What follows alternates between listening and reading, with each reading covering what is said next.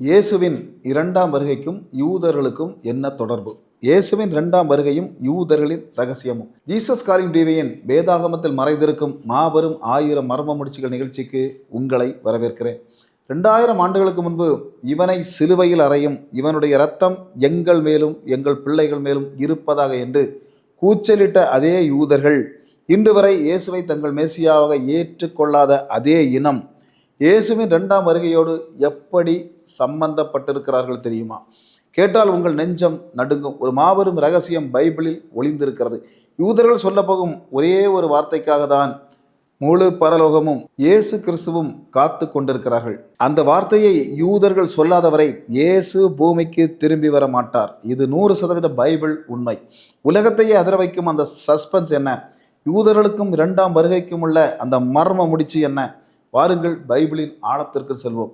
உலகத்தின் இறுதி காலத்தில் இஸ்ரேல் தேசம் இதுவரை கண்டிராத ஒரு பயங்கரமான ஆபத்தில் சிக்கி தவிக்கும். எரேமியா 30:7 இதை யாக்கோபுடைய இக்கட்டு காலம் என்று அழைக்கிறது. அந்தி கிறிஸ்து யூதர்களோடு ஒரு சமாதான உடன்படிக்கை செய்து நடுவிலே அதை முறைத்து போடுவான். உலக நாடுகள் அனைத்தும் இஸ்ரேலை முற்றிலுமாக அழித்துவிட வேண்டும் என்று எருசலேமை சுற்றி வளைக்கும். எந்த வல்லரசு நாடும் அவர்களுக்கு உதவ முன்வராது. தப்பிக்க வழியே இல்லை. இஸ்ரேலின் சரித்திரம் இதோடு முடிந்தது என்று முழு உலகமும் நினைத்து அந்த திகிலூட்டும் உச்சக்கட்ட நொடிகள் தங்கள் சொந்த பலத்தால் ஒன்றும் செய்ய முடியாது என்பதை யூதர்கள் அப்போதுதான் முழுமையாக உணர்வார்கள். அந்த கொடிய மரண பயத்தில் யூதர்கள் வானத்தை நோக்கி தங்கள் மெசியாவுக்காக கதறுவார்கள். அப்பொழுது அவர்களுக்கு ஒரு பழைய ஞாபகம் வரும். 2000 ஆண்டுகளுக்கு முன்பு இயேசு சிலுவைக்கு செல்லும் முன் எருசலேமை பார்த்து கண்ணீர் விட்டு ஒரு வார்த்தை சொன்னார். கர்த்தருடைய நாமத்தினாலே வருகிறவர் ஸ்தோத்தரிக்கப்பட்டவர் என்று நீங்கள் சொல்லும் அளவும் இது முதல் என்னை காண மாட்டீர்கள். மத்தேயு 23:39 எங்களை இரட்சிக்க வாருங்கள் என்று அவர்கள் இயேசுவை அழைக்கும் வரை அவர் வரமாட்டார். இப்போது 4 திசைகளிலும் மரணம் நெருங்கி வரும் அதே வினாடியில் எருசலேம் வீதிகளில் எஞ்சியிருக்கும் யூதர்கள் முழங்கால் படியிட்டு கண்ணீரோடு வானத்தை நோக்கி அலறுவார்கள். கர்த்தருடைய நாமத்தினாலே வருகிறவர் ஸ்தோத்தரிக்கப்பட்டவர், மெசியாவே எங்களை காப்பாற்றும். யூதர்களின் அந்த அலறல் பரலோகத்தின் சிங்காசனத்தை எட்டும். மறுகணம் வானம் இரண்டாக பிளக்கும். வெண் குதிரையின் மேல் கண்களில் அக்கினி ஜுவாலையோடு ராஜாதி ராஜாவாக கர்த்தராகிய இயேசு கிறிஸ்து மகிமையோடு இறங்கி வருவார். எதிரிகளின் படைகள் அவர் வாயின் சுவாசத்தினால் அழிக்கப்படும். யூதர்கள் தங்கள் உயிரை காப்பாற்றிய அந்த பிரமாண்டமான தேவனை, அதே மெசியாவை ஆனந்த கண்ணீரோடு அண்ணாந்து பார்ப்பார்கள். ஆனால் இப்போதுதான் அந்த உலக மகா அதிர்ச்சி காத்திருக்கிறது. சகரியா 12:10 தேவன் சொல்கிறார், அவர்கள் தங்கள் குத்தினவரையே நோக்கி பார்ப்பார்கள். ஒருவன் தன் ஒரே பேரானவனுக்காக புலம்புகிறது போல அவனுக்காக புலம்பி காப்பாற்ற வந்த மெசியாவின் கைகளிலும் கால்களிலும் உள்ள ஆணி அடித்த தழும்புகளை அவர்கள் காண்பார்கள்.